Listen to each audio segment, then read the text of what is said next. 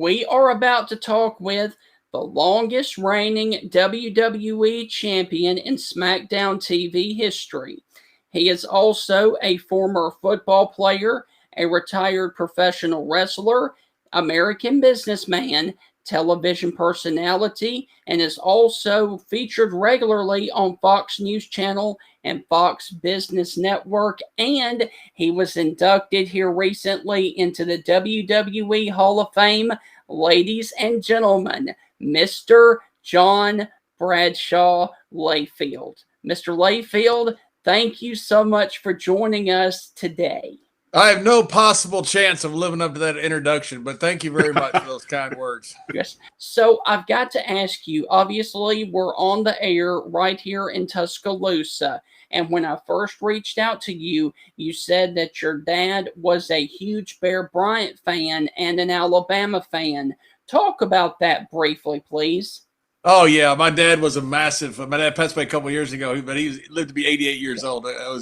But he loved college football. In fact, he was at the Cotton Bowl, one of the first dates he ever had with my mom, when the guy came off the bench back in the 50s. And my dad was there for that game in the Cotton Bowl. But he loved Paul Bear Bryant. I don't know what it was about Paul Bear Bryant. I don't know if because he started at Texas A&M or what it was, but he loved Bear Bryant. He just always talked about how that man did it right. That man was a college coach. He just revered Paul Bear Bryant. So I grew up being an Alabama fan as well. Now, I loved my Texas Longhorns now. So loved Run, and Earl Campbell, the Tyler Rose. I loved all those guys. But I'm a big Alabama fan. Yes. You know, I believe I remember seeing this. I think you could probably find it on YouTube somewhere. But that guy that ran off the bench, I can't remember his name. He was the captain. And they brought him on the Ed Sullivan Show to find out why he did it. And his answer was great. I was so filled with Alabama, I just couldn't take it. Yeah, that's why he came off the bench and made that tackle. My dad was sitting on the other side of the field and said he had a perfect view of it. He said he could see the guy get off the bench and everything and come across and make the tackle. That's amazing. One of the craziest events ever. It was, it was one of those lures of college football. Well, let's go in and talk about your wrestling career. What ultimately made you decide to get into professional wrestling after your football career? I'd always been a wrestling fan. I grew up, one of my youngest memories was my grandfather in Sweetwater, Texas, watching KTVT Channel 11, and it was the Von Erichs. It was Fritz Von Erich before the kids debuted, and I remember like it was yesterday when Kevin first debuted. I got to catch some of the Funk's wrestling. We were kind of in the middle of the Funk's territory and the Von Erichs territory. So I grew up a wrestling fan. I just was hoping I'd play pro football, for my career. And then when that didn't work out, I thought I got a chance to do something that I've always wanted to do since I was a kid. And hopefully young enough and still healthy enough to play, to go into wrestling and make some money at it. Yes. Thinking back to those days, I always heard Steve Austin talk about the Sportatorium. Was that kind of a legendary venue for you to wrestle in? Beyond legendary. I tell you, growing up watching Fritz and all the guys who came through Dallas, that was the one place I wanted to be. That had more appeal to me, and maybe just because of my ignorance and not having, we didn't have proliferation of cable television back then, so we didn't have, 50 channels. Right. I'd heard of Madison Square Garden, but the Sportatorium to me was the biggest venue in the world. So when I got to wrestle there, I thought this is an absolute dream come true. What does the Sportatorium look like now? Is it just a vacant lot? Is it still there? It is completely torn down. There's nothing there. I went by it about a couple years ago just to see it on Katie's and Industrial. It was in a bad part of town. There's a liquor store across the street. It was, oh my God, it was so hot in the summer. It was so cold in the winter. Elvis played there. I mean, it was a great musical venue. It was decades past its prime by the time we were there. And even by the time the Von Erichs versus the Freebirds in the mid-'80s was so hot, that building was a dump then. And it lasted a lot longer and probably shouldn't have. But it was a great old venue. Yeah. Well, to follow up with that, what are some venues that you really enjoy? Because you were in Germany, you were in Japan, of course, all over America. What are some of the venues that you really enjoyed and kind of soaked it all in? The Garden, Madison Square Garden, and no doubt about it. Once I started getting around, I realized how important Madison Square Garden was. And when I went there the first time, they still had the doctors there that took blood pressure for Muhammad Ali and Joe Frazier. Wow. Back in the fight of the century back in 71. And I just remember thinking, oh, my God, you got to be kidding me, man. We're in Madison Square Garden. This is unbelievable. Korakuen Hall in Japan. It wasn't – Budokan was a bigger hall, but Korakuen was where everybody – you had to make your name there. And every group would come there with their big show. Earl's Court in London was a huge venue. And the Staples Center. I loved wrestling at the Staples Center. In fact, Eddie Guerrero and I held the attendance record there for quite a few years. That's awesome. Well, talk about your days of joining the WWE. What was that like for you joining that company? I had wrestled all over the world. I'd wrestled in Japan, I don't know how many times, 20, 30 times probably. I wrestled in Mexico, wrestled in Texas. I wasn't making much money, and I wrestled in Europe. Was the first big break I got working for Otto Vance and Peter William over there. I'd spent 2 years over there wrestling, living in a caravan, a camper, just outside the venue. We'd wrestle the same building 8 straight weeks, every single night, same people every night. And then I finally got the call to come to WWE in 1995. And I remember thinking I was ready. You know, back then, everybody who made it to WWE had been a champion somewhere. You know, it's kind of like professional football. You know, everybody had been an All-American somewhere. Everybody had been the stud of their college or whatever it was. And that's how it was then. And when I got there, I thought, I'm ready for this. And then that first WrestleMania, when I saw Shawn Michaels rappel from the ceiling and he and Bret Hart had that 60-minute Iron Man match, I just remember thinking, this is so far over my head. I have no business being in this company. I just remember thinking, this is beyond me. It was almost a feeling. I remember being in awe of it, but also thinking, I'm not ready for this. It was pretty overwhelming. Yes. I want to follow up with that. Who was one guy that you always enjoyed watching growing up, and then you got in the ring with them and like, oh my gosh, I am about to wrestle? Who? Kevin Von Erich, no doubt about it. It was the first match we had was for a title, NWA North American Heavyweight title, and I remember sitting across the ring from him, and I was so in awe of him. It wasn't a very good match, and I felt bad about that for years, and it wasn't because of Kevin, you know, obviously, it was because of me. I was just in awe of him. I wanted to ask him for a photo and an autograph. You know, I grew up watching him. I remember him debuting, and I was just in awe of it. And I thought, I'll never let that happen again. And I was out there, the first live Monday Night Raw I was with Undertaker. And I remember kind of feeling the same way. And that purple haze comes up. It's dong, dong. It was right after WrestleMania. He had wrestled Diesel in this incredible physical match. And there I am there with him. And I remember thinking the same thing. I'm at least going to err on the side of aggressiveness. And so after that, I kind of got over it. But that first time with Kevin I was a deer in headlights. Talk about your transition going from Bradshaw to the heel JBL. How much of a challenge was that for you initially? It was tough initially because nobody bought it, and that was the problem. Oh, wow. You know, people had seen me as Bradshaw, the beer drinking partner of Ron Simmons for so long. They knew we were good friends. And when I first transitioned to JBL, it happened so fast that nobody really bought it. What happened was you had, I think, Kurt Angle was hurt, Big Show was hurt, Brock had left the company, and they needed somebody to wrestle Eddie Guerrero at the Staples Center in about 6 weeks. And so Vince called me, and I really thought I was retired. I had torn a bicep. I had 2 hernia operations, and I thought I'm just, you know, I've had a good run, but that was probably it. And at the time, I was also doing a lot with the troops overseas. So I was going over every Christmas to Afghanistan and Iraq, and I thought that's going to be my role, which was fine with me. And Vince called and said, we need somebody right away.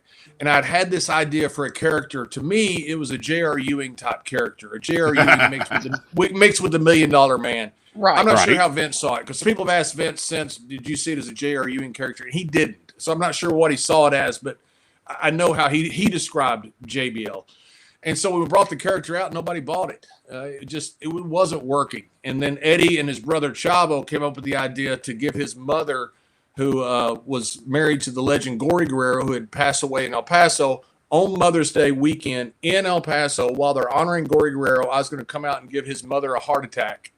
and after that, It was unbelievable. Business just went through the roof. I mean, we started selling out places. That's when the Staples Center had a record amount of ticket sales, set the attendance record. People started jumping in the ring. I had to have police protection. It was an incredible time. Tell us about that police protection, because my next question is this. Obviously, wrestling fans are very passionate. What is one of the wildest moments that you've ever had face-to-face with a fan? It wasn't face-to-face. I was in Vienna. I was wrestling Luke Poirier, who had the moniker Rambo, and he later was in the Truth Commission. A really talented guy, good-looking, big guy. And we were wrestling for a championship in Vienna, and I got in so much heat that night there started to riot. And the local police wouldn't help me. And so they auto sent all of the boys out of the back to come save me, and literally save me. And somebody behind me had pulled a butterfly knife. I didn't see it, but they were going to stick me in the back with it. And Fit Finlay, the old tough North Irish wrestler, who's a dear friend of mine, I don't know if he saved my life, but he certainly saved me from getting stabbed in the back. Wow. Wow. You know, I heard in El Paso that night, they literally took me to the city limit and they said, "Don't come back. We can't guarantee your safety." they made me drive all the way to Odessa to fly out. They wouldn't let me stay in the city limits. They said, "We think we think something will happen to you." Wow. The late Bobby Heenan, when he was on Larry King, I thought this was the funniest quote. Larry King asked him, "What was the scariest thing about wrestling fans?" And Bobby, being typical Bobby Heenan, he said, "They can reproduce and they can vote." And I thought that was the greatest line. But he's the greatest. When they talk about who the greatest commentators are of all time, they mean absolutely. They mean who's second, because Bobby Heenan is so far ahead of everybody else. Jerry Lawler may be second, but Bobby Heenan is far and above the rest of the world. We will get to the King very shortly. Hey, fun thing. What was your favorite match that you ever had? A couple. The first match with Eddie Guerrero, was it happened. It was the one that was so bloody. It was something that I knew was a one-off if it didn't work. And so I was so proud because I knew about halfway through that it was going to work. I had a match with Undertaker in the Meadowlands. I think the pay-per-view was No Mercy, I think. And it just worked. It was just magical. I mean, everything worked right. I tell you, the best match I ever had, nobody saw. The live crowd saw it. I was in Mexico, and I'd wrestled Chris Benoit. And we wrestled a ton of times around the loop. And we came out of the ring that night, and Chris walked through the curtain and just raised his hands over his head. And I've never had a better match. Everything worked perfectly. And the next night, we're still in Mexico. We tried to go out and do the same match, and we fell flat on our face. So I don't know what happened that night, but it was just, I remember it like it was 2 seconds ago. It was just magical. Sometimes you just have these things happen, and you remember it till the day you die. Wow. With that, who was your favorite opponent? Probably Undertaker. Right. Eddie Guerrero was, it's hard to say. I got to wrestle so many great guys. Shawn Michaels was just amazing. I was so proud and happy that I got to do a storyline with him before I and he retired. I got to wrestle Undertaker so many times, and Eddie Guerrero. I had fun with nearly everybody I was in the ring with. Ron and I had some great times. We had some great times with the Dudleys in and out of the ring. We had fun. It was just, business was fun to me. It was fun to Ron. Simmons, my tag team partner. We just enjoyed being out there. And I've got a question that comes in from Joey, who is part of the CTS-Sports room. He wants to know, why, in your opinion, do you feel like that Vince McMahon went more towards Shawn Michaels rather than Bret Hart? That's a terrific question, and that's a timeless question. I'm not sure it can be answered by anybody but Vince. Obviously, okay. I can't read Vince's mind. I know what played out. Yes. I don't know why he didn't go with both. And I don't know if that was the plan. Because when he had Rock and Stone Cold, he went with both. Right. When you had Hogan and Warrior, he kind of went with both. He kind of went with Warrior, WrestleMania 6, but he kind of went with both. And I'm not sure it was an either or. I think Bret thought it was, and maybe it was. I love Bret. Bret was a terrific champion, and I remember when we lost him to the WCW, I thought, man, this may be it. Yes. I'd never seen guys leave a territory like that. Like you had Scott Hall and Kevin Nash leave, and you had Hogan over there, which he'd already left, but he showed up in WCW. And then you had Bret Hart, who's this incredible champion who had been a cornerstone of our company, leave as well. Yes. It was an incredible time. And I'm not sure why. It was something. I'm not sure if it was an either or it was just, hey, we're going to go with Shawn at this time. Right. And another question that he has is, what was going through your mind at Judgment Day 2004 when you were fighting Eddie Guerrero and he got busted up so bad? I didn't know how much blood he lost. Yes. And what's crazy to say, I was, I'm obviously closer to him than anybody, but maybe Nick Patrick, the referee. I guess it was Nick. I'm sure he was refereed most of my matches. Yes. I didn't realize how much blood there was until I saw it back. I knew there was a lot of blood. I mean, I knew there was a lot of blood. I'd been busted open a couple times from the title belt. And when I saw it back, I realized how much there was. Now, when I got to the back, Eddie collapsed, and they put him on a gurney. He was fighting the doctors, and they said, go talk to him. And I said, I don't know. What do you mean to say? And I walked in there, and Eddie right away got calm. He goes, hey, S.A., good match. And I said, Eddie, they got to take you to the hospital. He said, okay. And that was it. I was so happy because I thought he may want to fight me too. I don't know. But he was calm. He was very proud of the match, but I did not realize how much blood had been lost. Right. Well, let's go ahead and talk about something that's happened recently for you. Talk about what it meant to you to be inducted into the WWE Hall of Fame, please. Well, Vince McMahon called me, and he said, hey, I want you to come to the Hall of Fame. And I said, yeah, whatever you need, boss. And he goes, you're going in it. Well, in that case, I said, well, in that case, I can make it. Right. But what did it mean to you to be inducted? My whole life, I wanted to be a wrestler. I remember my youngest memories with my grandfather watching wrestling and watching Fritz von Erich. And so for the end of that culmination of that journey, my grandfather passed away before I ever got a chance to wrestle. But for that whole journey to come to fruition with being in the Hall of Fame, that's for me a dream come true. I mean, it's just when I look around and I see people like Bruno Sammartino and Andre the Giant and Hulk Hogan and Undertaker and Stone Cold, Shawn Michaels and Buddy Rogers, and I look at that and realize, and I think they made a mistake. I'm not sure. I'm not sure I shouldn't be buying a ticket to come look at these guys' statue, but it's an incredible honor to be in there. Words would not even suffice. I don't know the right words to say how grateful I am to be in the Hall of Fame. JBL, I just got to ask you, for your personal opinion, who is your top four guys? Who's your Mount Rushmore of guys that you just think are the greatest wrestlers of all time? I think the top, two or three are easy. I think Bruno Sammartino. Nobody can sell out the Garden 187 straight times. That's something he was the cornerstone the WWE was built on. Buddy Rogers was the hottest heel in the world, and he took the title off the right heel. But what a run Sammartino had. I mean, that will never be equaled.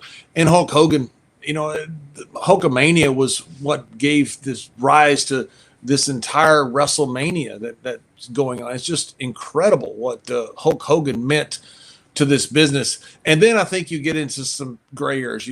Where do you put Stone Cold and The Rock and Shawn Michaels, Ric Flair and Undertaker? I think, getting to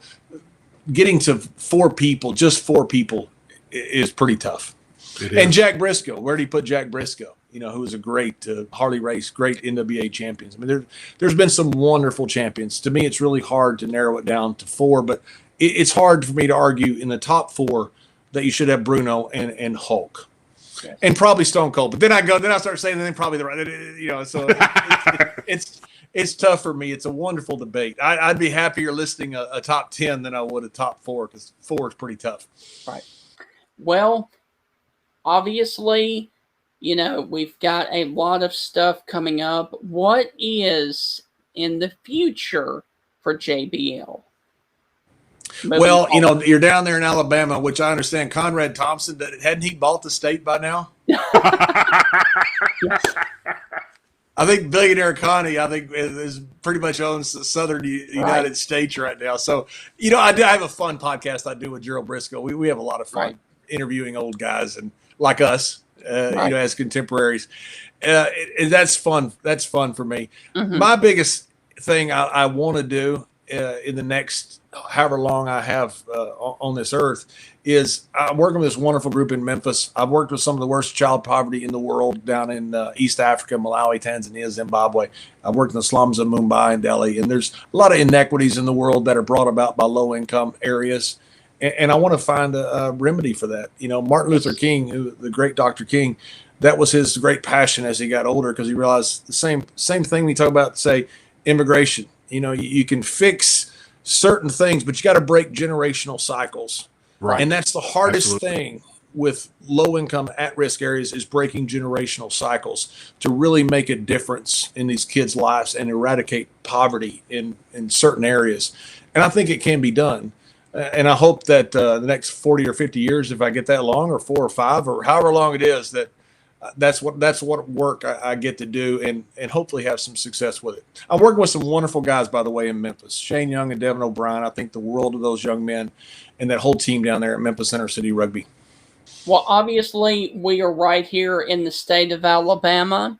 Do you happen to have a favorite match that you had with anyone in the state of Alabama? No, but I'll tell you a story. Ron was sitting backstage, and I was JBL. And I was out there, and I was cutting a promo in the crowd, doing my heel stuff. And there were some police officers there, and they were kind of snickering, and they were telling guys that he's really good. He's good at what he does. And then I said something about Paul Bear Bryant, and literally the cop says, you know, he needs to shut his damn mouth. That's great. Oh, that's great. Fantastic. I used to sing not the national anthem, "God Bless America," just as a joke. When I was overseas, because the Sheik used to do it. You know, all this. You know, don't chant USA. And so I just did it one time as a joke, and the place almost rioted. It was unbelievable, and I was doing it as a joke, and I realized how much heat it got. So I would make Tony Chimmel carry the ring announcer, carry the flag around, and he would wave it, and I would sing "God Bless America." Well, of course, they want to throw stuff at the flag, and Chimmel would have it. So he'd be wearing his nice suit. They just cover him in beer, Cokes, everything. That's great. Every single night. It was awesome. That is great. Northern Ireland one time, and some kid had a sign that says, "JBL, you suck," or something like that. So I grabbed the sign from him, and I go to the ring, and then here comes my tag team partner, who was Kurt Angle at the time. And so Kurt gets up there, and he goes, "What's that sign?" Well, I hadn't a chance to do anything with it because Kurt's music played. And I said, "Man, some guy wrote this sign about me. Can you believe this?" He goes, "You mean to tear it up?" I said, "Yes." So he tore the sign up. And when he did, this kid started crying on the front row. And I started laughing. And Kurt looked at me, and I thought he was going to punch me. He goes, "Did you get that from that kid?" I said, "Yeah, but you tore it up." He goes, "You're an asshole." He goes, "You're a bad guy." And so now I've got the whole crowd, and my tag team partner all booing me. Funny story that you always enjoy telling from your days in wrestling. Well, that's no pressure at all. Tell us a funny story.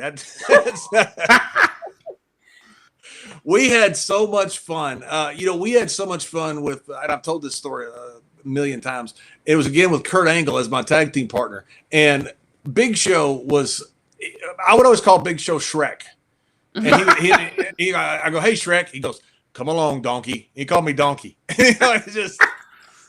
I love Show. Thank God he's a gentle giant. Yes. So we're in somewhere over in Europe, somewhere, and I'm in the ring with Kurt Angle, and again with my pal Kurt Angle, who really is my pal. I love Kurt. And Big Show's coming to the ring, and all of a sudden, halfway up the aisle, it says, "Hey, now you're a rock star." And Kurt Angle says to me, he goes, "What is that?" I said, "That's Shrek's theme music." And Kurt says, "He's going to kill us." And I said, "Don't worry. I did it. I'm going to take the blame for this, okay?" He goes, "Well, thank God." So Big Show he's running as we're speaking. He's running to the ring.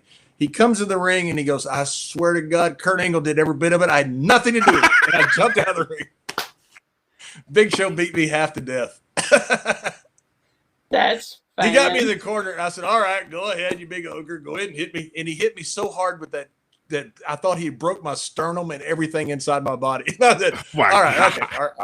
Are we over being mad? Oh, that's great. He has got me back a few times. It is a love relationship. It's not a love-hate. I love Big Show. Well, one of my favorite moments of the JBL era was the drinking contest between you and Stone Cold. Please talk about that briefly. I'd love to. I was telling somebody about it today, and the contest, because Vince McMahon didn't want us to do anything physical because Steve was hurt with his neck. Yes. My back was bothering me. So Vince didn't want us to do anything. We're in Detroit. It was Saturday night main event, I believe is what it was. And I threw a glass in Steve's face. Yeah. And as a receipt, he threw a picture of my face. The baby face always gets, the bigger bang. Right. It slipped out of his hand and it breaks my nose. And blood's everywhere. And I come back and Vince meets me, goes, what are you doing? I told you nothing physical. I was going to take the stunner, but nothing, nothing else. Right. And I just looked at Vince. I said, Vince, I'm the dartboard. I didn't hit myself. You blame him. That's great. So yeah, it was awesome. Steve was so good to work with, and Steve was so selfless. Steve would. Wow. Oh my God, man! Like that WrestleMania match he did with Kevin Owens. I mean, he made Kevin Owens. Not that Kevin Owens needed it, but man, he could have gone out there and done it a million different ways. But he was so giving to Kevin, and I told him afterwards. I said, "Man, that was a wonderful thing you did for Kevin," and he was really proud of it. You could tell he was excited that he had done such a great job. But that's how Steve is. Steve's a very giving guy. Yes. How tough and a bad dude was Farouk? I've always said if there's a dictionary and you have the word man in it and Ron's picture isn't beside it, you better take your dictionary back for refund. That dude was a man. I mean, just a man. 3-time All-American at Florida State, runner-up for the Heisman Trophy as a nose tackle. Bobby Bowden said he was the best football player he ever coached. That included Deion Sanders. I mean, Ron was once-in-a-lifetime athlete. He benched 225 48 times with the Cleveland Browns. Jeez. He broke Lyle Alzato's NFL rookie record. I mean, he was a world-class bencher, and he was legitimate, incredibly tough guy. Ron just had a presence. Nobody tried him. Ron was the nicest guy in the world. He worked stiff like I did, a bunch of guys did back in the day, but he took it the exact same way. He never complained, never. When Ron would walk into a room, I say this all the time. I was at an event the other day, and Mike Singletary walked into the room. And Mike's an older guy now, and not that big, but you knew when he walked in, somebody important had walked in. Whether you knew him or not, you knew that was somebody important. Ron's like that. When Ron walks in a room, you realize that's somebody important. Whether you know him or not, that's somebody important. Well, I would love to know, and I know a lot of people would too, back in your prime of being a wrestler, what was the day in the life of JBL, the wrestler, like? The statute of limitations is up, so I think I can say that now. It was Groundhog Day. Yes. When we lived in Europe, it was really Groundhog Day, and we'd wrestle every night in the same venue. So we would wrestle. We'd go out to some bar or a restaurant and stay out till 2 or 3 in the morning, then get up at 10 or 11 o'clock, work out, then go to the arena, wrestle, do it all over again. And when we were at WWE, it was basically the same. You'd wrestle somewhere. You'd either drive 4 or 5 hours to the next town, sleep as long as you could, get up, go to the gym, get to the arena, do it all over again. It wasn't a glamorous lifestyle. It was a lot of fun because we didn't have internet. And so all we had was each other. And so that's why you hear the great road stories about when we were there, because we didn't have the ability to get on our phone and check news or be on social media. We didn't have social media. Right. And a quick follow-up to that, how much training was involved? You said going to the gym. How often would you stay? How long would you stay in the gym every day? 45 minutes to an hour. I've always been just like I'm a very simple guy. So is Ron as far as the gym is. I think multi joint compound movements. Just like Arnold and Franco were pretty successful with what they did. And people add a lot of bells and whistles to it, but they always go back to multi joint compound movements, and it's not rocket science. You train hard and you eat decent, and you get bigger muscles. Yes. Talk about your feud, please, with John Cena, and especially the I Quit match. Yeah, the I Quit match was something I was very anxious to get done, because I had wrestled John on the loop, and I knew how good he was, and I knew the world was going to see that, but they hadn't seen it yet, and I wanted to have that I Quit match with him because it was such a hardcore blood and guts style match to show that he could do it, because I knew he could do it. Right. And I was so proud when he was able to be on that stage and show that his ability. And, I was fortunate to be there. I'm glad I was. I take no credit for any part of his career. He would have made it anyway, but I certainly am glad I'm the guy, at least, that was able to hand him the torch. Right. JBL, I'm from Memphis, Tennessee. I was born in Memphis. I live right outside of Memphis. And everywhere else, the king outside of Memphis is Elvis, but everybody inside of Memphis, it doesn't matter who you are, man, woman, old, it doesn't matter. The king is Jerry Lawler. And is there any fun stories that you can share with some of the folks, because we have a Memphis following here, about Jerry Lawler? The question is what I could share. Like, I love Jerry. In fact, May 22nd, we're having a big fundraiser for Memphis Intercity Rugby, which is a wonderful program I work with some wonderful guys there, Shane Young, Devin O'Brien, that do incredible work in some of the worst child poverty in the country, getting these kids to graduate. 100% graduation rate, 100% of the kids not only graduate, but go somewhere after school, either college, military, or trade school. And Jerry Lawler is so kind to help us, and he's going to throw a party for us at his bar and grill on May 22nd, and hopefully raise a ton of money for a golf tournament the next day. But King is it's funny because King, all the great things that he did, he ended up with WrestleMania with Michael Cole. It's just the best. What's amazing is TV Guide did a deal on 25 most important TV moments in history. One of them was him slapping Andy Kaufman. Absolutely, it was. I mean, that was just groundbreaking that he did. I mean, that was way before Will Smith thought he could do it, and King did it a lot better. Yeah, he did. Did you see Jerry's or his tweet, I should say, after the Oscars? No, I didn't. It was so funny because he said, "Man, me and Andy Kaufman did this 35 years ago." It's such a wonderful story. They weren't going to do it, and Letterman was going to break, and Letterman decided not to do it. They had all the things scripted out, and Letterman decided last minute, he pulled the plug on it, and Jerry literally got up ad lib and just slapped the head out of Andy Kaufman. Yeah, he did. My God, yeah. And then Kaufman goes off and does all this crazy stuff. King tells the greatest story the next day. He's going by Rodney Dangerfield's bar, and he goes, "Oh, man, Rodney Dangerfield." And the guy goes, "Well, he'd like to meet you." And so he walks in there and he goes, "Man, that stuff he did with Andy Kaufman was great." I said, "What was Rodney Dangerfield like?" It was 10 o'clock in the morning. He's in his bathrobe talking to a young lady. Of course he was. Yeah. King has one of those lives that you look at it and go, that's pretty cool. He was about to wrestle Elvis before Elvis. No. Yeah. He had it all worked out with Elvis and Elvis's dad. And Elvis was a huge wrestling fan. It was going to be King versus King in Memphis. And Elvis had put on some weight. He wanted to lose the weight. He'd been on tour, and then he unexpectedly passed away. And that's what prevented King versus King in Memphis. Wow, I have never heard that. Yep, it was going to be judo versus wrestler. Elvis was big in the judo and all of his karate stuff, and it was going to be basically an MMA fight. Wow. I never knew that. Incredible. Yeah, thank you for sharing that with us. The King is one of a kind, man. He's unbelievable. Well, JBL, hopefully we can have you on during the college football season.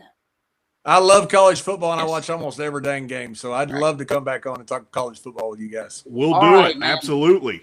Yes, well, you have a great rest of your evening, and we will do it again soon, my friend. Thanks, guys. Great meeting you. All right, you too. Thank you.